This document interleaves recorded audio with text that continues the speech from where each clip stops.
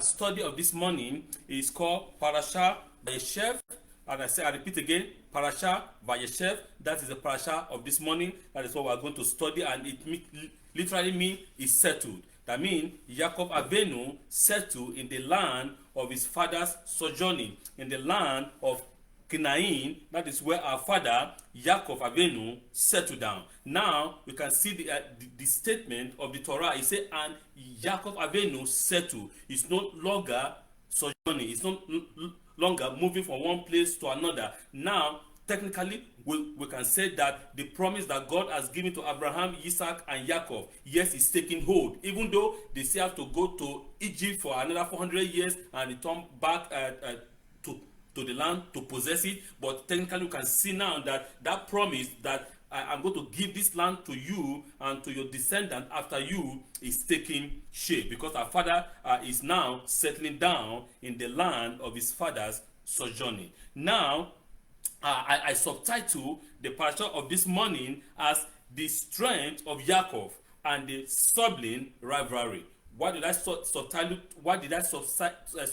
it this way? Is because what I want to share two things here this morning. The strength of Yaakov Avinu, right? Yaakov Avinu has a strength which Esau doesn't have, right? And I'll go very deep into that strength of Yaakov Avinu, and also the rivalry between the sibling of Yaakov Avinu, right? Those are the two things that actually I wanted to talk about this morning. And what is the strength of Yaakov Avinu? We understand that the strength of Yaakov Avinu is not physical but spiritual. The strength of Yaakov Avinu is not physical, I repeat, but metaphysical.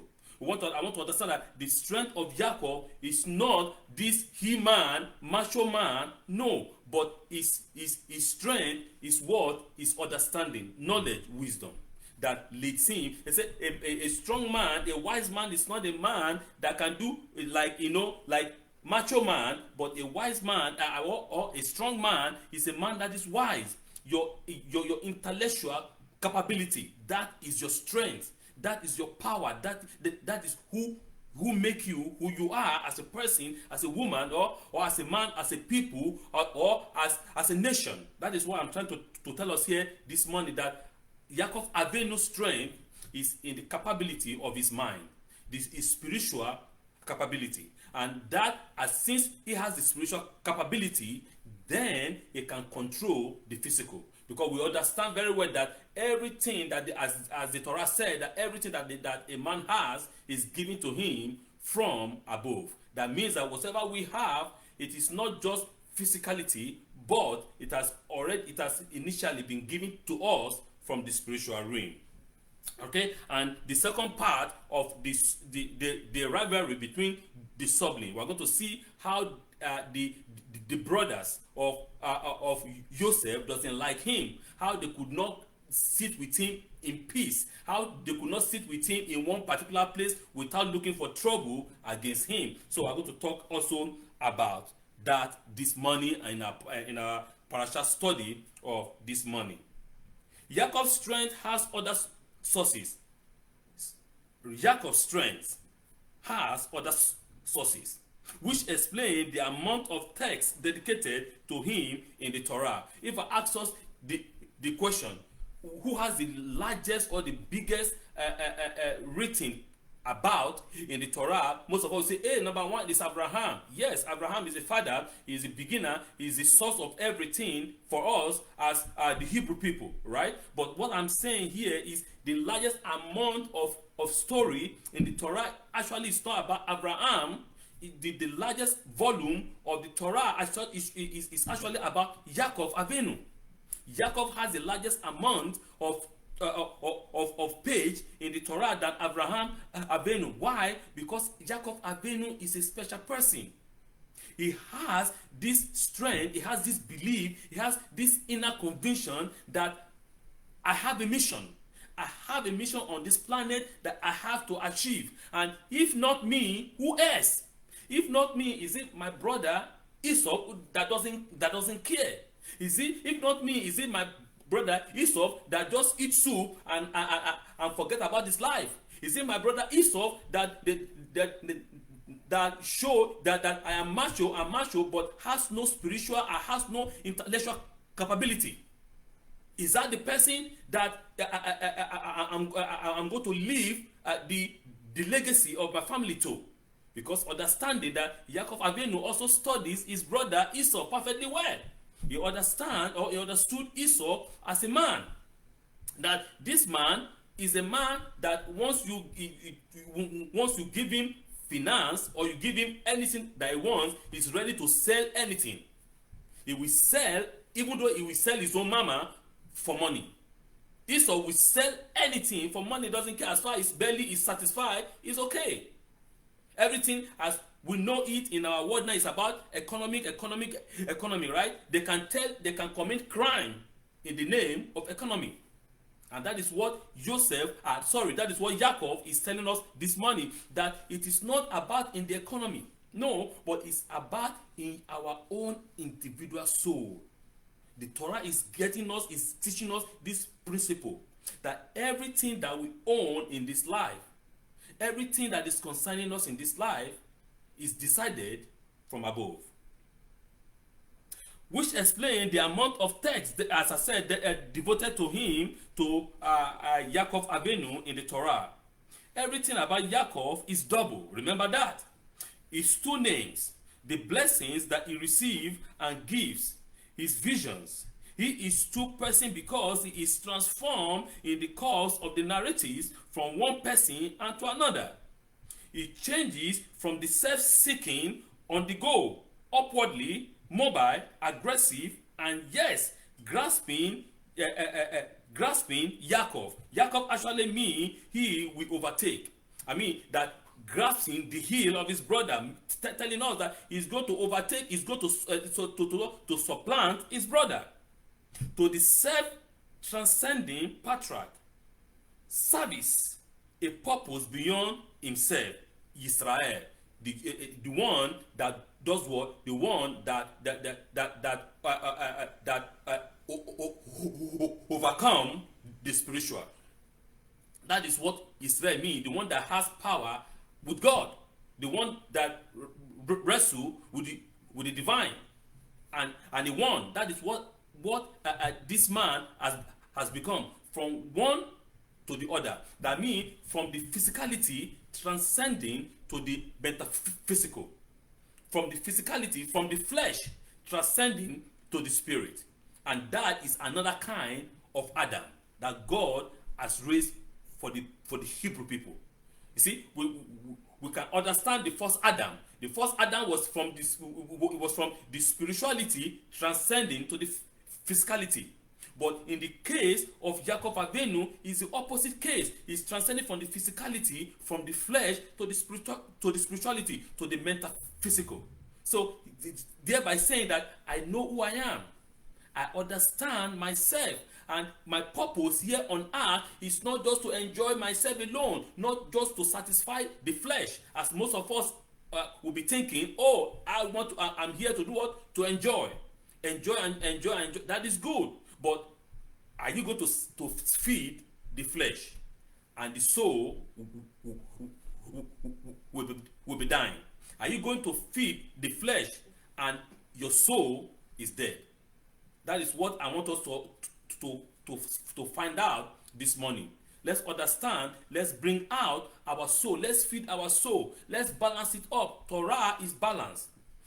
You have to feed the flesh and you have to feed the spirit. You have to feed the soul too. You cannot just feed the soul alone and let the flesh die. No, everything has their time at the right time.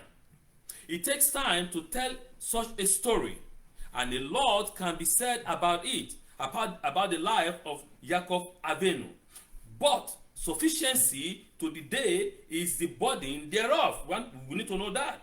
On this occasion, it remains only to see or to say that the modern Western view of power has to do with physical might, material control, monetary influence. How many true? Do you control? How many armies do you have? what is the number of your military strength. That is in today 21st century understanding of power or of might. But we need to understand that the might of Yaakov Avenu is not in physicality alone, but in the spirituality. It is not only in the flesh alone, but in the metaphysical. There was a time that Napoleon asked the Pope, he said, how many troops do you command? Because Napoleon wanted to tell the Pope that I command a lot of soldiers, thousands and millions of soldiers. But remember that the Pope himself also command legions of his own members, or who are of his church. Yaakov's power has nothing to do with the number of nuclear bomb or the cloud of the United States senator. I want us to understand that. The power of Yaakov Avenu is not in the amount of thousands of nuclear warheads that you have. No. If we can even see it in the Haftorah of this morning in the book of Amos, which we read chapter 2 verse 6 through chapter 3 verse 8. He said, on that day, on the day when Adonai Elohim will judge Israel, he said, the mightiest one will run away. You won't be able to save your soul. You see, there was a song that was sung by Peter Tosh. Peter Tosh said, on that day, on the day of judgment, that people will run into the mountain, and the mountain will be melting. The people will run into the sea will be boiling. Right? People will run into the fire will be burning them. That the mighty one on that day will not be able to save his own soul. You have no power to save yourself. Even though if you are the bravest of the bravest, you won't be able to save yourself on that day. You depend upon the might of God, the Holy One of Israel, blessed be He, to do what? To save you on that day. It is not about the amount of wealth that you have. It is not about the amount of money, the amount of financial control, like what they call it, the World Trade Organization or the World Bank or the IMF or the Bank of Canada or whatever it is also in the United States. Those one, no amount of gold that you have in your vote will save you. Nothing. Because the Torah says that you brought nothing to this earth. On the day of judgment, you have taken nothing along. Everything remain here. As you come, so shall you go. And that is the most wonderful thing about the Torah. A man is born alone, and alone is going to face his creator on the day of judgment. So, understanding that Yaakov's power far more enduring or far more sufficient in that of his spiritual consciousness. Yaakov Avenu have this spiritual conviction and this spiritual consciousness that I have to do what I have to continue the heritage. I have to continue the lineage of my father Isaac or my grandfather Abraham. That this blessing of Abraham that God has promised him has to continue through me, not through Esau. Yes, he might have made some mistake in the past, trying by stealing the blessing from his father. Yeah, but remember, as we said last week, the first one, the birthright, it was a business deal.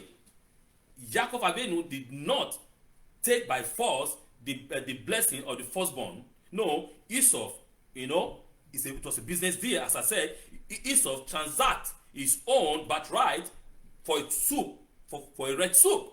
And so therefore, Yaakov legally did what? Bought or buy that birthright. But the second one, yes, he tricked his father, but we need to also know that Isaac Avenu was not so dumb or a blind man that he could not see or he could not discern spiritually, because he knew that actually, yes, I love Esau, say Isaac, but the continuity, the spiritual might, the spiritual power, the spiritual understanding that Yaakov have, Esau doesn't have it. Esau is all about physicality.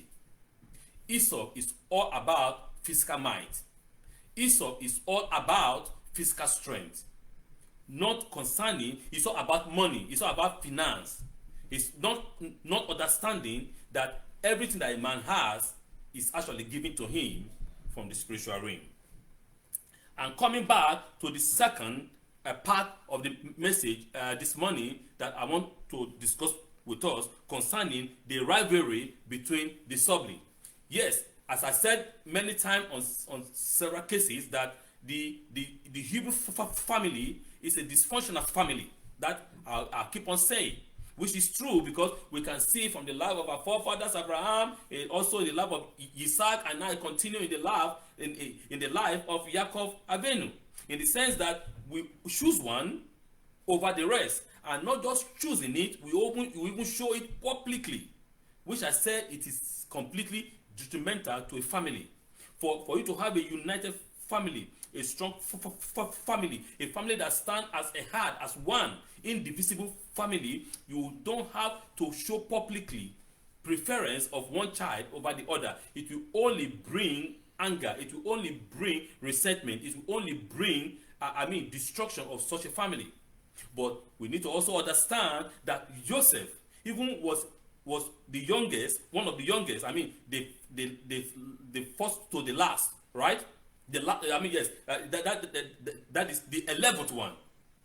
That this young man at this tender age, the age of 17, is more wiser than the firstborn, who is like what? Who is at that time maybe in his 30s. This is what I'm trying to say, that the age does not matter.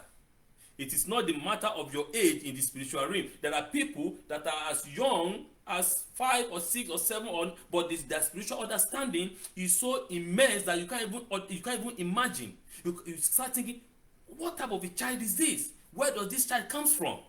Why some people they are 100 years, but their spiritual understanding is like that of a baby of 2 years old? Because all their life they have nothing to do with spirituality. All their life they only depend upon the physicality, and the physicality without the spirituality is nothing. And remember also, the spirituality without the physicality has a problem. Everything has to be balanced, and that is why it is balanced in the life of Yaakov Avinu, and it's also balanced in the life of Joseph Avinu.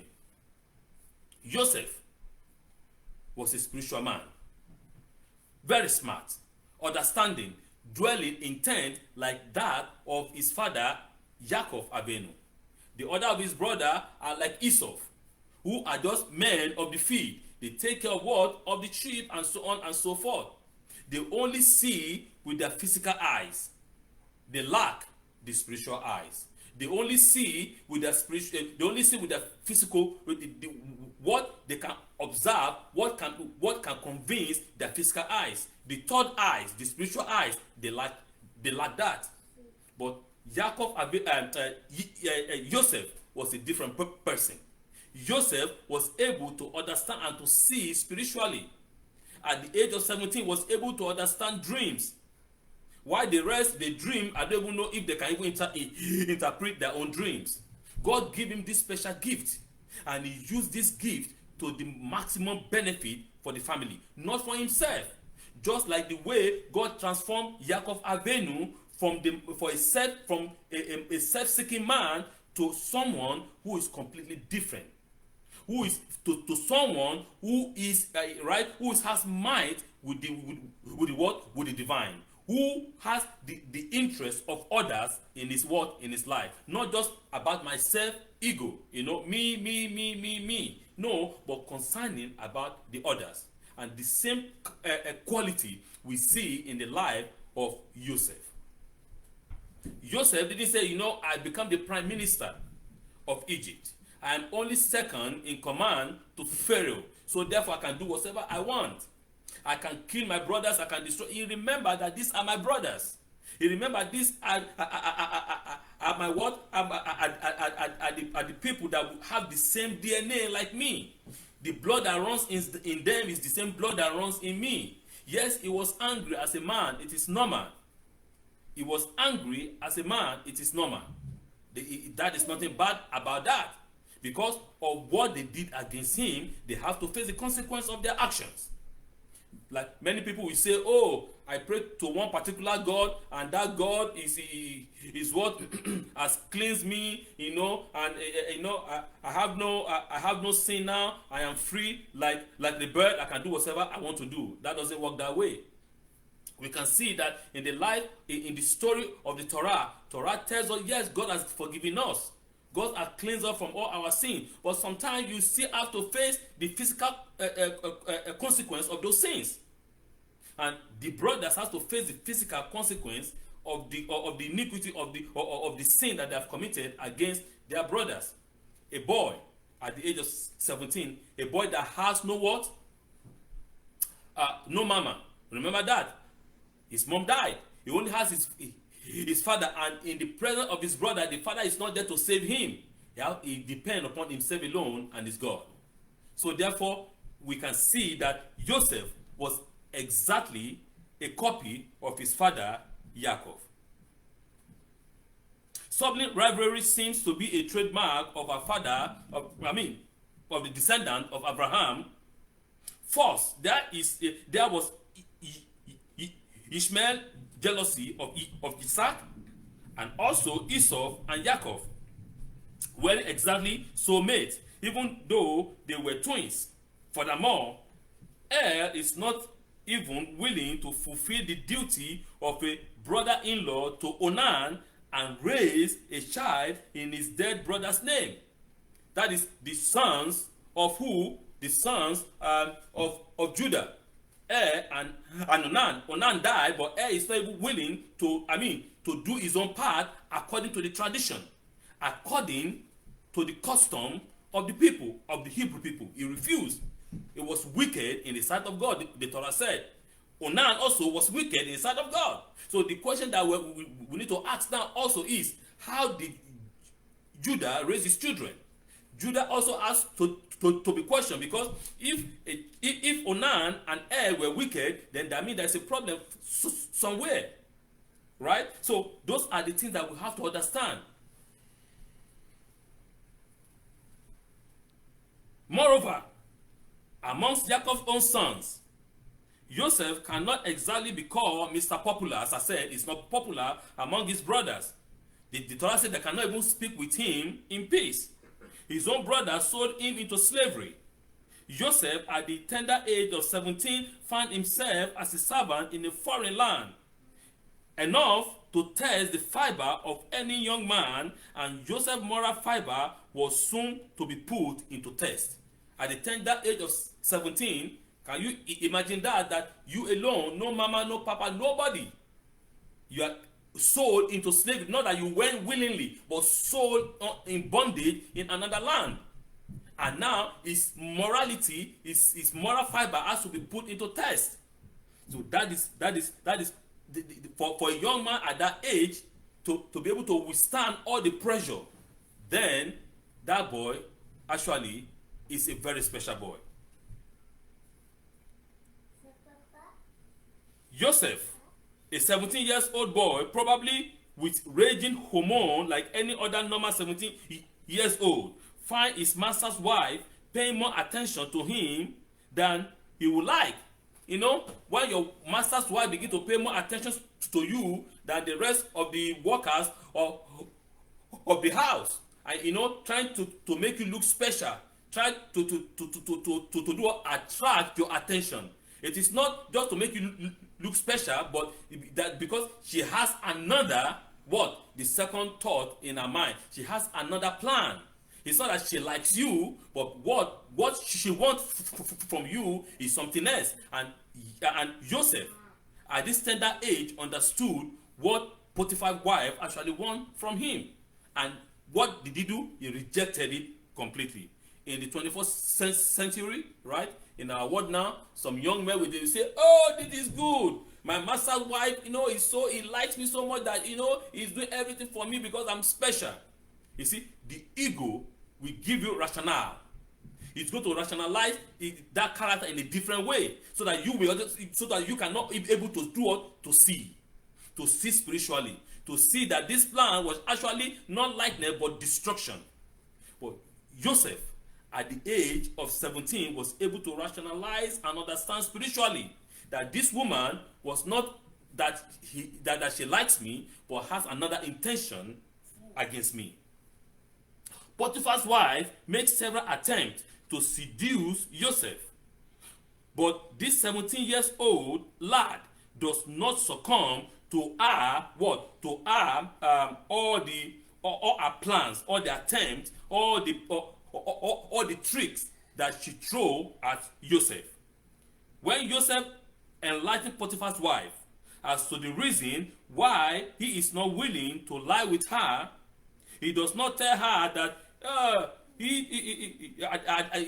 listen, I didn't find you attractive, or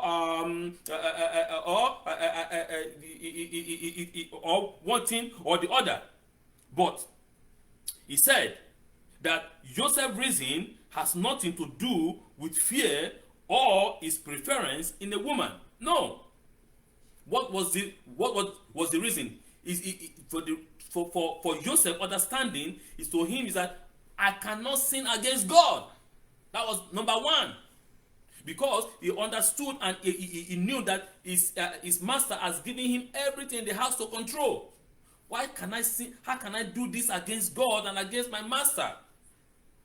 You see, if you can understand the spiritual understanding of this young boy, of this young lad, that is so advanced that I don't even know how to say that. I can't even overemphasize this. His spiritual understanding, his age in the spiritual world is so advanced that all his brothers, they're just like babies before him. How can I do this against God?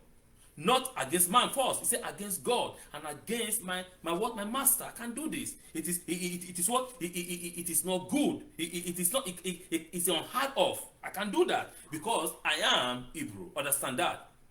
I am different. I am from the other side. All the other people are from this side. They do whatever they want to do. But as a Hebrew people, we are not the same like them. All Egyptians can do whatever they want. They might be cheating on their master's wife. Everybody in the world can be doing that. But as far as I'm concerned, as far as me as a Hebrew, I can't do that because I am from the other side. I am not on your side. I am on the side of God, on the other side. They do, however, comes from the understanding of the right and wrong. Joseph understands what is right and what is wrong. He understood that from what? From his father, from Yaakov Avinu, because he was taught thoroughly. He was bred up like a prince from his father's house. He understood what is right and what is wrong, unlike the children of nowadays that doesn't even know what is right and what is wrong. Yesterday, I was with I was in the cadet with my first daughter. She was they were doing their parade, and everybody stood up and they said, okay, let us sing the national anthem of Canada, and nobody knows the wordings. I was surprised. I was shocked. So what is going on here? How can you be singing the national anthem of a country where the children doesn't even know the wordings? Where is the patriotism?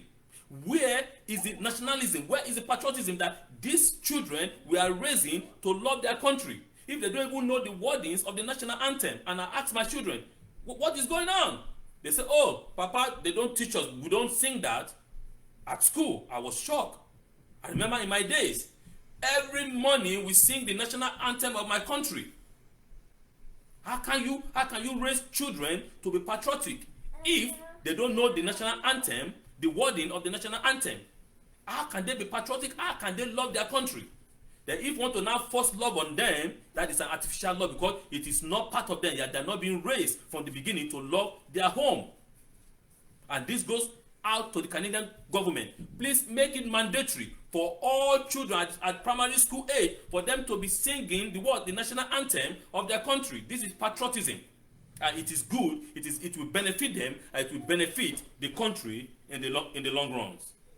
At the age of 17, Joseph knows that adultery is an evil against both man and God. At this tender age, Joseph had already developed an unquestionable sense of decency that would enable him to walk with God and in turn for God to be with him. At this tender age, this young man has this ability to discern between what is wrong and what is right, to discern between morality and immorality. In the world that we live now, everything is what is shining immorality, and everybody runs to the side of immorality.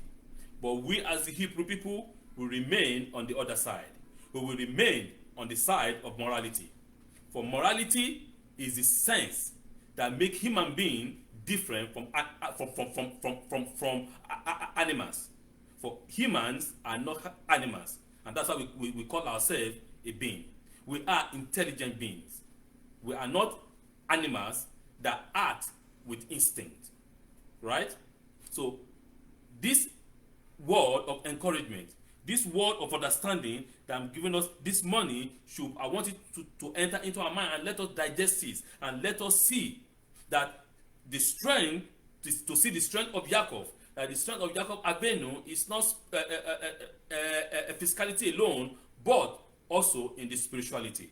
And seeing the rivalry between the children of our fathers, that as we have our own children, as we have our own family, that we should be able not to repeat the mistake of our fathers, so that we make our families to be united, to be one, not to public. Even though if you like one child over the other, do not show it publicly, so that the other one will resent the other one.